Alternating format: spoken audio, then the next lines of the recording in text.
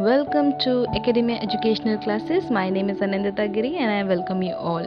So आज की class में हम क्या करने वाले हैं, जो हमारी लास्ट वीडियोस थी जिसमें हमने फ्रेंच रिविजन के बारे में बात किया, तो उसका पार्ट 1 एंड पार्ट 2 आपने देखा होगा, बहुत अच्छे से समझा होगा। तो आज की जो वीडियो वो पार्ट 3 है, जिसको हम पूरे चैप्टर को कवर कर लेंगे।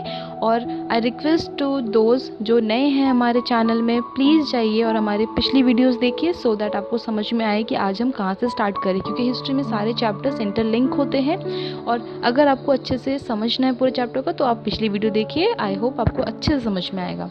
तो यस, हमने पिछली क्लास में हमने ये देखा था कि जो डाउनफॉल ऑफ लुई 16 हमने देखा था, कैसे उसके जो सिचुएशन थी, जो हमने कॉजेज़ देखे थे, रीजंस देखे थे, उसमें हमने ये देखा था कि जो लोग हैं, जो थर्ड स्टेट के जो लोग हैं, उनको कितनी ज़्यादा प्रॉब्लम हो रही थी। और आगे जाके 14 जुलाई उन्होंने 1789 में हल्ला बोल कर दिया था बस्टिल में, और उन्होंने क्या किया था, फोर्ट को तोड़ दिया था और जो किंग है, क्वीन है, उन सबको कैप्चर कर लिया था, राइट। और उसी के साथ साथ हमने देखा था कि जनरल असेंबली जो चल रही थी वहाँ पर, जो जनरल जो नेशनल असेंबली थी वो किसकी थी, वो तो जनरली जितने भी कॉमन पीपल थे उन्हीं लोगों की थी, ठीक है। उन लोगों ने ही बनाया था ना, राजा के खिलाफ जो एक क्लब बना लिया था उन्होंने, एक मूवमेंट के लिए उन्होंने बनाया था।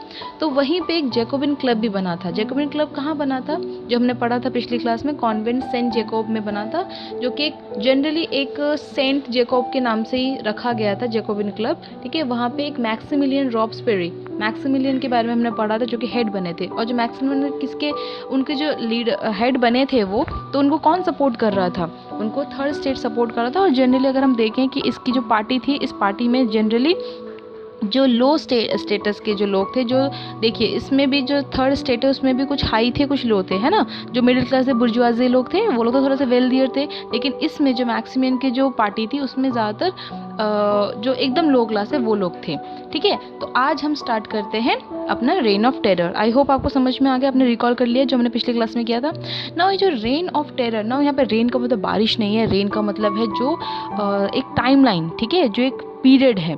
तो यहाँ पे जो रॉबस्पियर, जो मैक्सिमिलियन की बात हम करेंगे, तो मैक्सिमिलियन ने जो पूरा जो टाइम उसने राज किया था, राज कह सक रही हूँ मैं यहाँ पे राज इसलिए बोल रही हूँ क्योंकि आपको पता चले जब हम आगे पढ़ेंगे, इसलिए मैं भी आपको नहीं बता रही। एक मिनट आप वेट कीजिए जब तक हम आगे तक पहुंचते हैं इसको, ठीक है।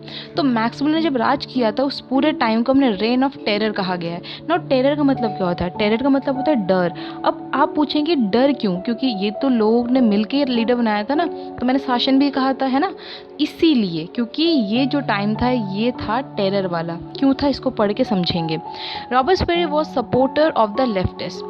So being disgusted with dearness and shortage of food items, he started violent revolution and established reign of terror. अब क्या हुआ था, जो रॉबस्पियर था ना, मैक्सिमिलियन जो रॉबस्पियर जब आया था, तो इसने क्या किया था, इसने रूल करना शुरू किया, ठीक है। सपोर्टर्स इसके थे ही, इसने कॉन्स्टिट्यूशन बनाना शुरू किया, लेकिन इसने ना कुछ ऐसी चीज़ें करना शुरू कर दिया जो कि बहुत ज़्यादा गलत था। जैसे कि इसने स्ट्रिक्ट एक्शन लेना स्टार्ट कर दिया, मतलब बहुत ज़्यादा स्ट्रिक्ट इसने बिहेवियर करना स्टार्ट कर दिया लोगों के साथ भी। अगर और मतलब कोई भी कोई गलती करता था उसको मरवा देता था, उसको मार देता था। बहुत स्ट्रिक्ट एक्शन था कोई भी चीज़ के लिए, यहाँ तक कि फूड वगैरह हर चीज़ के लिए ना बहुत दिक्कत हो रही थी, क्योंकि पॉपुलेशन बढ़ रहा था और हर चीज़ के लिए ना शॉर्टेज हो रहा था, राइट। और इसके वजह से क्या हो रहा था, जब इसने रूल करना शुरू किया, इसने वैसे मेंटेन तो रखा, इसने आर्मी मेंटेन रखी, बहुत अच्छे से रखी इसने, लेकिन खाने पीने के मामले इन सब चीज़ों में क्या होता, शॉर्टेज हो रहा था, राइट। अब इसने जो ब्रेड है, अब देखिए इसमें भी क्या था, ब्रेड्स के भी बहुत टाइप्स होते हैं, गेहूं के, व्हीट के, मेज़ का, इसका भी कोई टाइप होता है। तो इसने क्या किया, सबका एक जैसा कर दिया कि सब लोग एक जैसा फूड खाएंगे,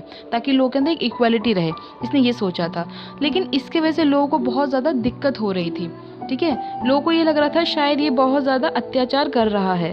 इसने अपने जो आसपास के जो लोग थे उसके ऊपर भी इसने अत्याचार, मतलब जो मैंने बताया ना, बहुत स्ट्रिक्ट एक उसने रूल बना रखा था, उसे कर रहा था। और इवन जो उसके जो खुद के पार्टी के लोग थे, अगर वो भी अगर उसके खिलाफ बोल रहे थे, क्योंकि देखिए हो सकता है कोई अगर स्टैब्लिश करे या अपनी दादागिरी दिखाए तो लोग उसके खिलाफ बोलेंगे। तो जब उसने बोलना शुरू किया तो उसके खिलाफ भी उसने क्या किया, एक्शन लेना शुरू कर दिया, ठीक है। Around 17,000 people were prosecuted and hanged in 14 months. 14 महीने के अंदर 17,000 लोगों को उसने मार दिया। अब देखिए यहाँ पे एक सिस्टम बन गया था, क्योंकि लुई 16 जो है ना, वहाँ पे जो सब पकड़ा गया था, हमने जो बस्तिल जो फॉल हुआ था, है ना, उससे अभी तक तो बंदी में था। तो यहाँ पे एक रूल था, एक मशीन होता है, ठीक है, आप इमेज में देख पाएंगे, यहाँ पे गले को काट देते हैं, ठीक है, जैसे ऊपर किसी का गला नीचे से बांध रखा है और ऊपर से एक शार्प, एक नाइफ की तरह, एक चाकू की तरह आएगा, वो एकदम जाके कट कर देगा, राइट। तो उसने ऐसी एक पॉलिसी बना दी थी और बहुत क्रूअल उसका बिहेवियर हो रहा था।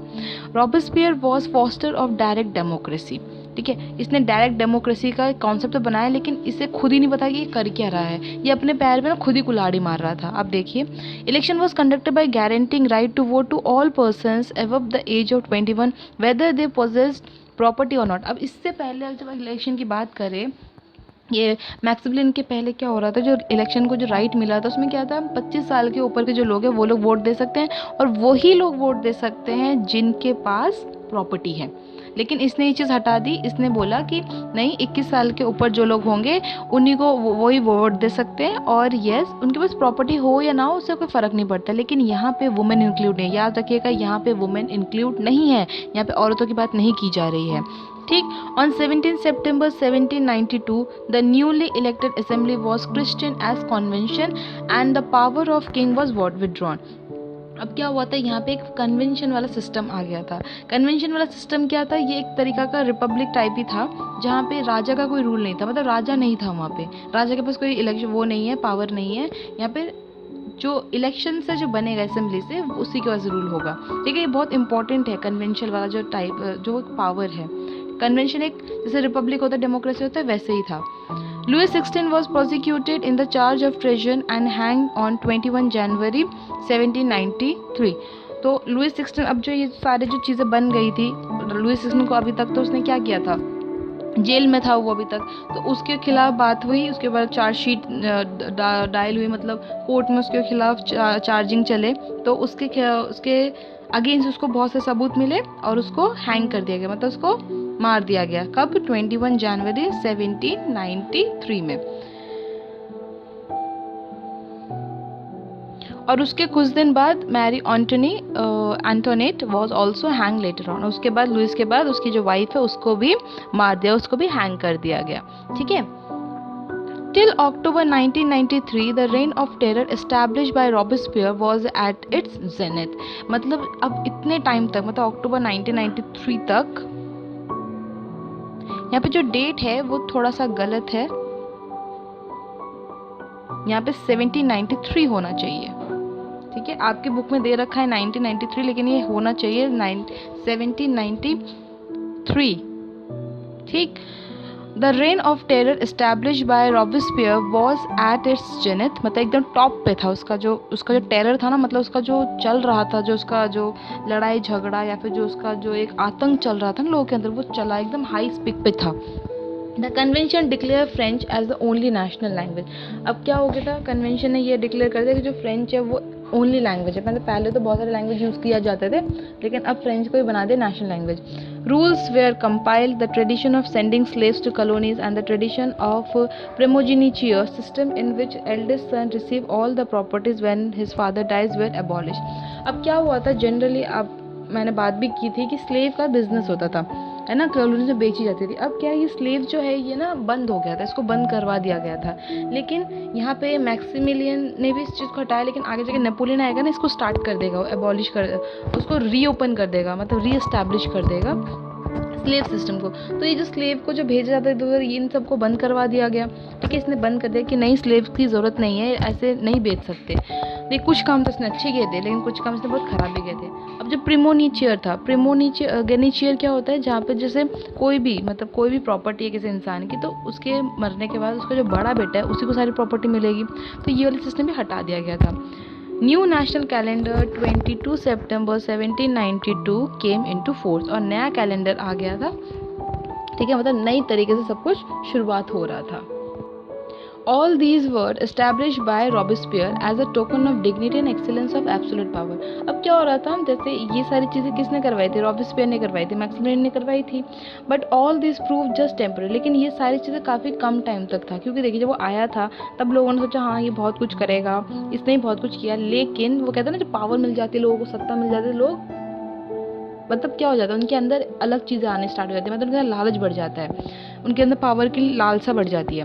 But all this prove just temporary due to his terrorist activities, a special court awarded him death punishment on July 1794. आपकी बुक में तो ये काफ़ी कम में दे रखा है, ठीक है। नहीं तो और भी रॉबस्पियर के बारे में बहुत डिटेल में है, बहुत कुछ उसने किया था। लेकिन आगे जाके क्या हुआ, कोर्ट के खिलाफ मतलब जब लोगों ने जनरली ये जो था ये तो जैकोबिन क्लब से बना था, तो इसको हटा के कन्वेंशन जब आ गया था, फिर रिपब्लिक आया था, ठीक है, बहुत कुछ हुआ था इसके बीच में। तो इसकी जो टेरर था ना ये बहुत ज़्यादा बढ़ गया था। तो लोगों ने एक टाइम जैसे इसने सबको वो एग्जीक्यूट करना स्टार्ट कर, सबको मारना शुरू कर दिया गया था, ठीक है। लेकिन जब इसके खुद के ही पार्टी लोगों ने इतना ज़्यादा वो टॉर्चर हो गए थे ना, तो इन लोगों ने उसके खिलाफ बोलना शुरू कर दिया। फिर इसने कोर्ट बिठाई थी और कोर्ट में स्पेशल कोर्ट बिठाई गई थी और वहाँ पे इसका जो भी इसका बिहेवियर था, जो भी ये कर रहा था, वो एक बहुत गलत साबित हुआ। गलत मतलब गलत एक्टिविटी कर रहा था, एक टेररिस्ट एक्टिविटी कर रहा था, जिसके लिए उसको डेथ हुई। जो उसने सिस्टम खुद ही बनाया था, जैसे लुई 16 मरा था वैसे ये भी मर जाता है, इसका एग्जीक्यूट कर दिया जाता है, इसके गला काट दिया जाता है, ठीक है। जो एक बताया ना मैंने, एक मशीन होता है उससे करवाया जाता था, तो उसी से जुलाई 1794 में इसकी डेथ हो जाती है। After that a new constitution was framed in 1795 through which Republican government came into force. अब क्या हुआ था ना, न्यू कॉन्स्टिट्यूशन बना था 1795 में, न्यू कॉन्स्टिट्यूशन बना था जहाँ पे रिपब्लिकन गवर्नमेंट आ गया था, ठीक है। Later on Napoleon Bonaparte declare himself as chief of the republic and impose his own code of law. अब क्या हुआ था, जब ये सब चीज़ें चल रही थी, अब मैक्सिमिलियन हट गया, अब लोग सोच रहे थे कौन बनेगा, कैसे बनेगा, अब कौन लीडर होगा, ठीक है। इसी टाइम पे क्या हुआ था, वैक्यूम था, एरिया बिल्कुल खाली था, और इस टाइम पे नेपोलियन बोनापार्ट जो है वो आया, अचानक से वो आया, ठीक है, और उसने आके चीफ बन गया और उसने अपने खुद का रूल बनाना शुरू, कोड ऑफ रूल निकालना शुरू कर दिया और उसने यहाँ पे इम्पोज करना शुरू कर दिया, मतलब वो अब जाके लीडर बनना शुरू हो गया। His reform measures help immensely in progress of the then France. लेकिन नेपोलियन जब आया था ना, तो ये एक उम्मीद की तरह आया था, ठीक है। लोगों ने सोचा था कि जब नेपोलियन आया है ये लोगों के लिए बहुत कुछ करेगा, ये बहुत कुछ कर सकता है, ठीक है। लोगों के अंदर एक पॉजिटिव एनर्जी उसमें दिखी और ऐसा हुआ भी। उसने स्टार्टिंग में जब आया था तो फ्रांस में उसने काफ़ी सारे चेंजेस किए जो कि काफ़ी पॉजिटिव चेंजेस थे। अब आगे देखिए, जो फोर्थ पॉइंट है वो है कॉन्सिक्वेंसेस ऑफ द रेवोल्यूशन। ये जो रेवोल्यूशन हुआ था इसका क्या कॉन्सिक्वेंसेस है, ठीक। End of ancient regime. अब जो एंशिएंट रिजिम चल रहा था वो ख़त्म हुआ। By ending the ancient regime the French revolution gave birth to modern era by which liberty, equity and fraternity got impetus. तो क्या हुआ था, जितनी भी पुरानी जो चीज़ें चल रही थी, जो लॉज चल रहे थे, डेस्पोटिक पावर चल रहा था, मोनार्किक सिस्टम चल रही, सब कुछ खत्म हो गया और फिर क्या आया, नया मॉडर्न एरा आया जहाँ पे लिबर्टी, ठीक है, इक्विटी, फर्टिनिटी मतलब भाईचारा, इक्वलिटी, ठीक है, एक जैसा फ्रीडम सबको मिला। Then secular state. The revolution established a secular state by separating religion from state. अब सेकुलर स्टेट आ गया था, मतलब कि कोई भी स्टेट अपने तरीके से, अपने पसंद से रिलीजियस फॉलो कर सकता है। कोई भी फोर्स नहीं है कि आपको यही रिलीजियस फॉलो करना है, ठीक है, यही रिलीजन फॉलो करना है। Intellectual emerged in the religious sphere and religious freedom was awarded to the people, ठीक है। मतलब इंटेलेक्चुअली जिसको जैसा करना है, रिलीजन मतलब फ्रीडम था। आपको कैथलिक पे भरोसा, आप कैथलिक में जाइए, आपको प्रोटेस्टेंट में भरोसा, आप प्रोटेस्टेंट में जाइए, आपकी मर्जी है। Establishment of democracy. अब डेमोक्रेसी की एस्टैब्लिशमेंट हो गई थी। फ्रेंच लॉ से ended doctrine of divine right and establish democracy. मतलब ये जो राजा के मोनार्की सिस्टम चल रहा था, डेस्पोटिक पावर चल रहा था, ये सारी चीज़ें हट गई और डेमोक्रेसी आ गई। डेमोक्रेसी का मतलब क्या होता है, जहाँ पे इलेक्ट होता है कोई भी रिप्रेजेंटेटिव पीपल का, मतलब पीपल खुद रिप्रेजेंट कर इलेक्ट करके अपने ही रिप्रेजेंटेटिव को खड़ा करते हैं, वो जिसको चाहते हैं वो खड़ा होगा। Then dignity of individual. For the first time, the National Assembly emphasized on the greatness of individual and the fundamental rights and duties for the citizen were declared. अब क्या हुआ था, इंडिविजुअल की डिग्निटी मतलब जो इंसानियत, खुद की जो पावर है, लोगों की जो खुद की जो अंदर की जो फ्रीडम है, या जो उनकी इक्वलिटी है, या जो भी उनके डिज़ायर्स है, थॉट्स है, राइट्स है, ड्यूटीज़ है, वो सबके लिए इक्वल हो गया, ठीक है।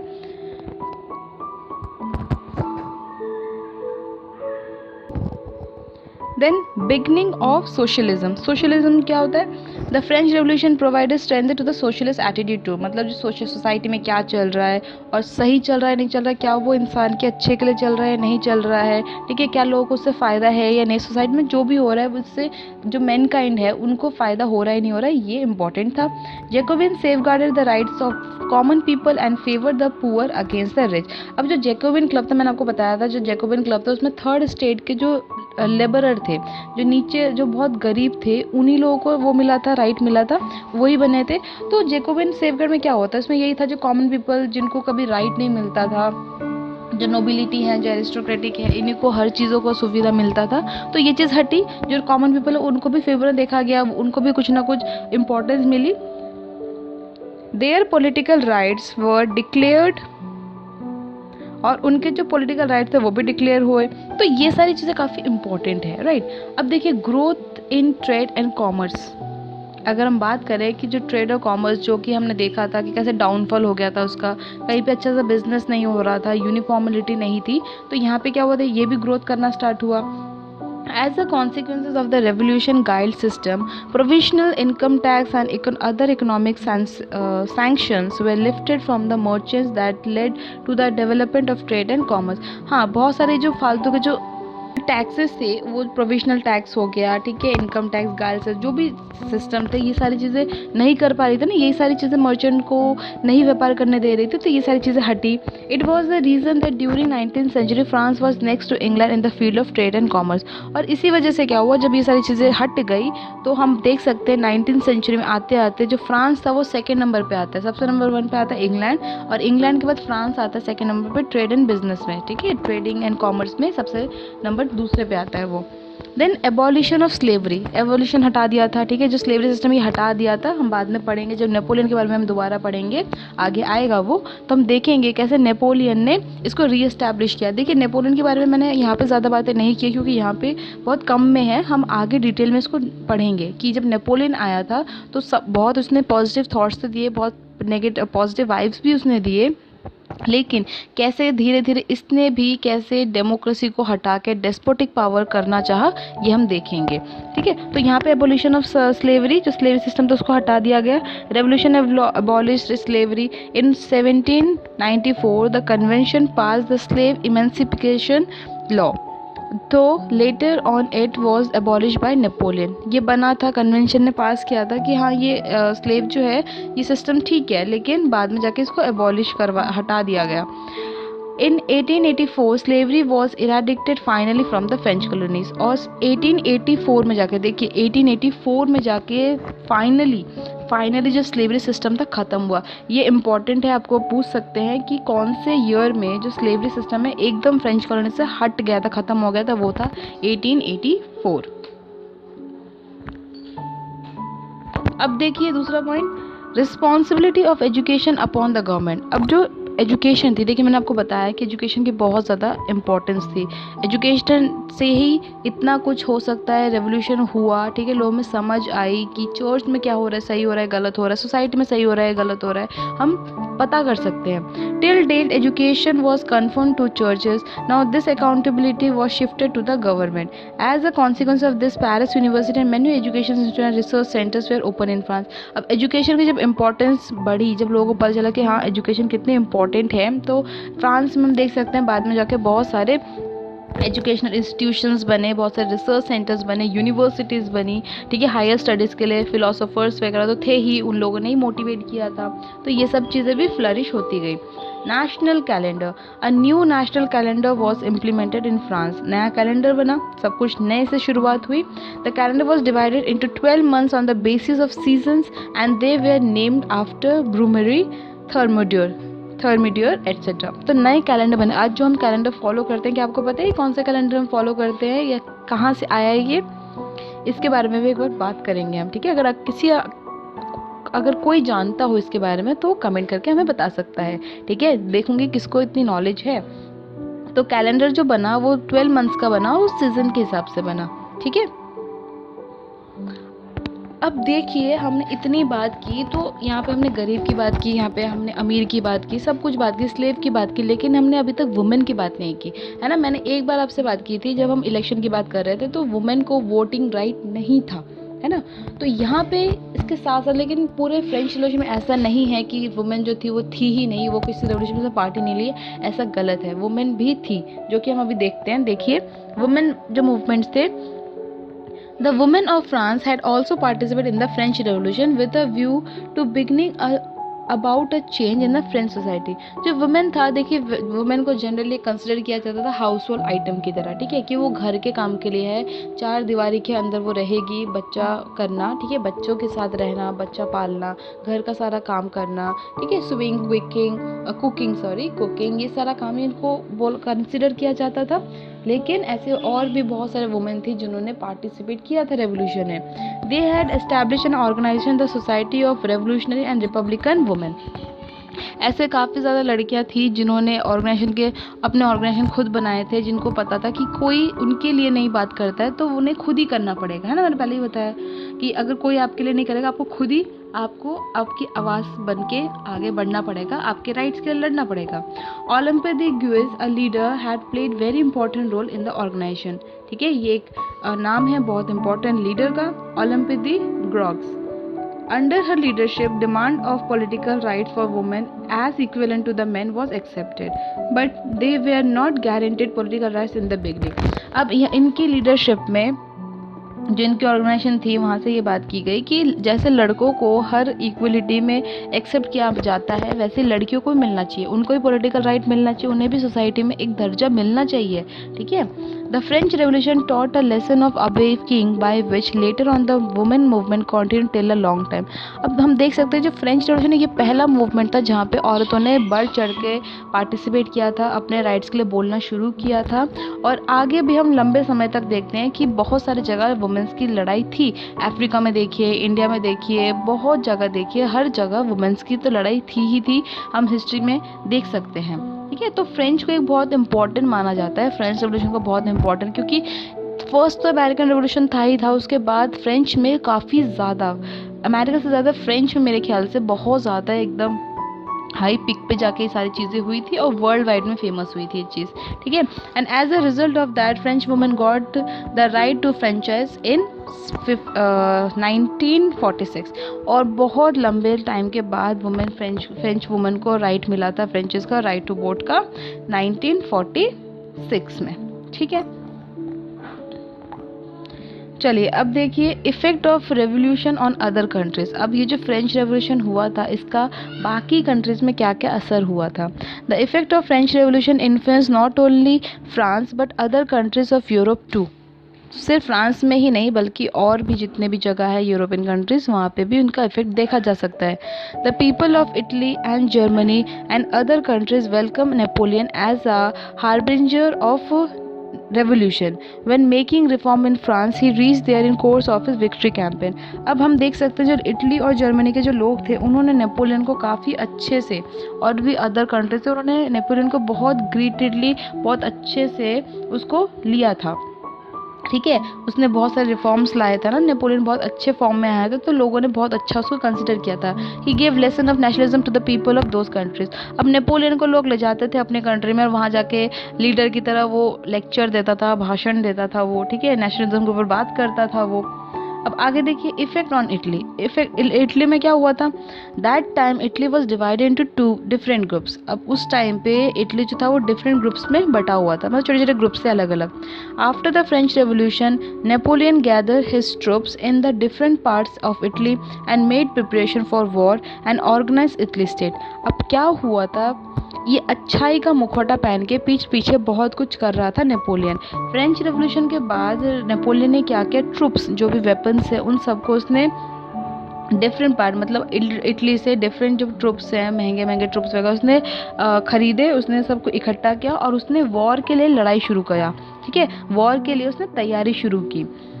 Bye fighting unitedly sense of nationalism developed among them and this paved the way for future unification of Italy। और यूनाइटेडली मतलब एक साथ लड़ने की भावना, एक नेशनलिज्म सेंस डाल दिया लोगों के अंदर, ठीक है, नेशनल के अंदर भावना सबके अंदर आ गई और आगे फ्यूचर में काफ़ी इसका इम्पैक्ट देखा जा सकता है।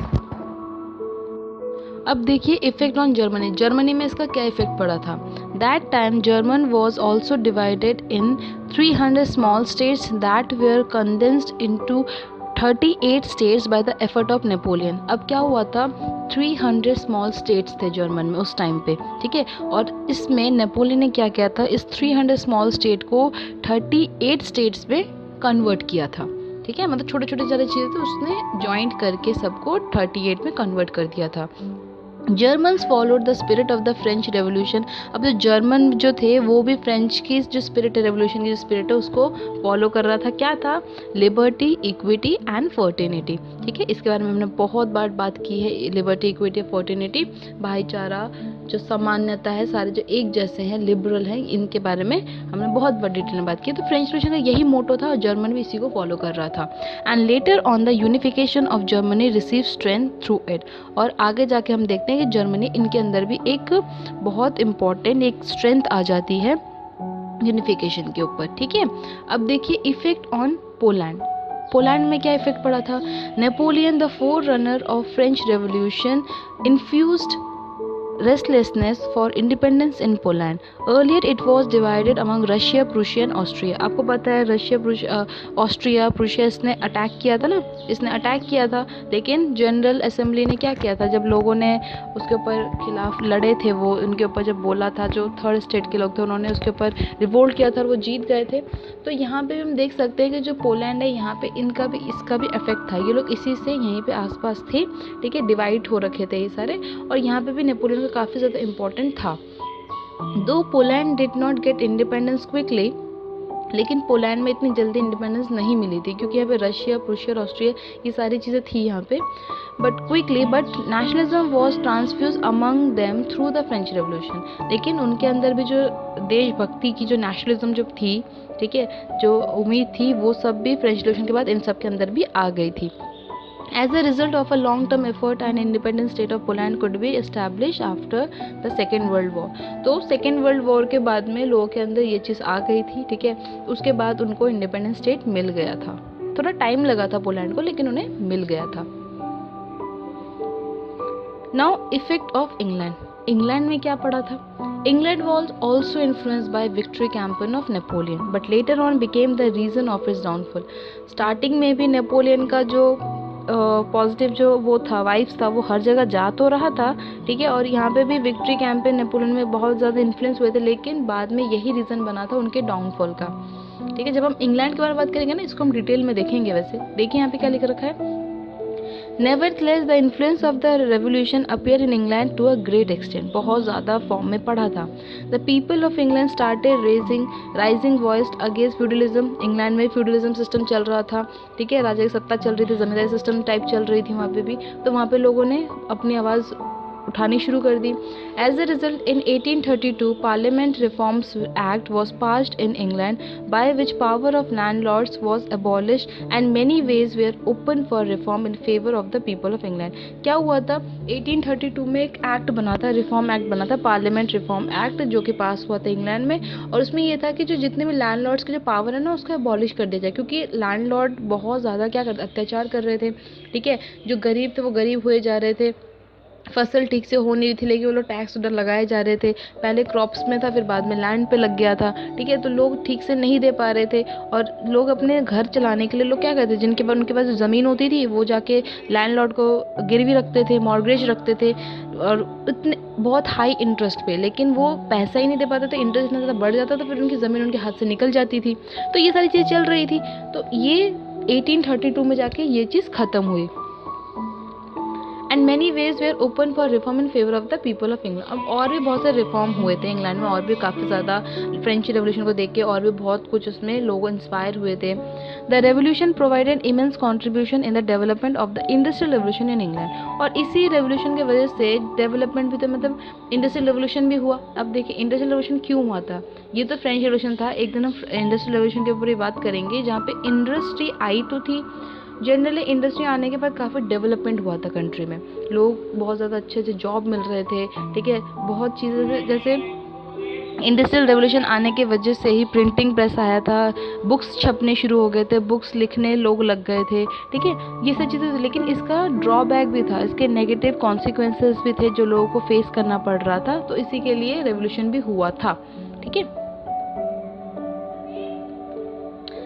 तो अगर हम फ्रेंच रेवोल्यूशन नेचर बात करें, अगर हम इस जो रेवोल्यूशन इसकी नेचर की बात करें तो क्या देखते हैं, in term of the French revolution it is said that its nature was totally decisive, therefore the pace and direction of the revolution was same as the other revolution. अब देखिए, अगर हम बात करें रेवोल्यूशन की तो हर जगह एक ही बात है कि सबको क्या चाहिए, सबको आज़ादी चाहिए, सबको रेवोल्यूशन का मतलब देखिए, किसी को नहीं पसंद लड़ाई झगड़ा करना, वॉर करना, क्योंकि वॉर में बहुत डिस्ट्रक्शन होता है। अगर आप फाइनेंशियल देखिए कि पैसा बहुत लगता है, इतने लोग मर जाते हैं, कितनी लड़कियां विधवा हो जाती है, कितने बच्चे अनाथ हो जाते हैं वॉर में, है ना, कितना ज़्यादा डिस्ट्रक्शन होता है। तो सबको शांति पसंद है, सबको शांति में ही रहना था। अब ये जो रेवोल्यूशन था, सब लोग रेवोल्यूशन क्यों बोल रहे थे, क्योंकि कोई भी किसी के दबाव में रहना पसंद नहीं करते हैं, और अगर वो दबाव भी एक लिमिट तक हो ना तो ही ठीक है, लेकिन जब आप एकदम टॉर्चर बन जाए, वो दबाव जब टॉर्चर बन जाए, तब लोग बोलना शुरू कर देते हैं। However before deciding the nature of a revolution it is important to see the cause of the revolution. अब अगर हम डिसाइड करें कि नेचर क्या है, मतलब रेवोल्यूशन का क्या नेचर, क्या मोटिव है, मतलब एक्चुअल में क्या रीज़न था, तो उसका कॉज देखना ज़रूरी है कि उसकी क्या वजह थी, है ना। Which class of the society took main part of the revolution, मतलब कौन सी सोसाइटी में ऐसा कौन सा क्लास है जो कि सबसे ज़्यादा सब्जुकेट होते हैं, सबसे ज़्यादा ऑप्रेस्ड होते हैं, मतलब सबसे ज़्यादा कौन दबता है, यस, जो निचले जो सोसाइटी होती है, जो गरीब होते हैं, उन्हीं को सबसे ज़्यादा सफ़र करना पड़ता है।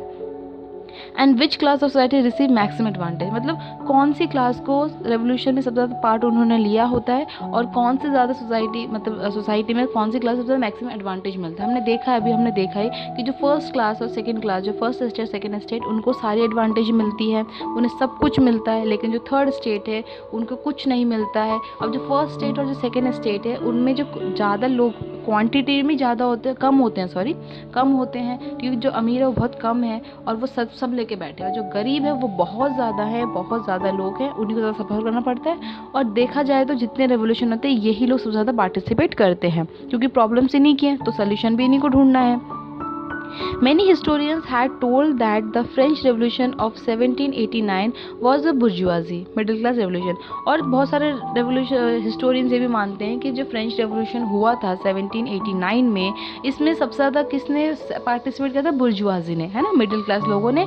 कौन थे ये भी थर्ड स्टेट से ही बने थे, मैंने बहुत बार बोला है अपनी वीडियो में कि जो मिडिल क्लास थे वो वही थे जो थर्ड स्टेट से बन के ही आगे आए थे, जो थोड़े एजुकेट हो गए थे, जिन्होंने पैसा कमाया था थोड़ा बहुत, और उनको सही गलत की मतलब पता चल गया था, और उन्होंने अपने आप को अलग कर लिया था। अलग मतलब कि थोड़ा सा उन्होंने इस चीज़ को मोल्ड करने की कोशिश की, उन्होंने अलग किया था, मतलब नेगेटिव सेंस में मत लीजिएगा, अलग किया था। हमने देखा है कैसे उसने, ये जो रेवोल्यूशन हुआ था इन्हीं के वजह से हुआ था, है ना। अगर आपको नहीं पता कि आपके साथ अत्याचार हो रहा है, तो इन्होंने ही तो बताया था कि आपके साथ गलत हो रहा है, right? According to them, revolution established government of another privileged class instead of an already privileged class.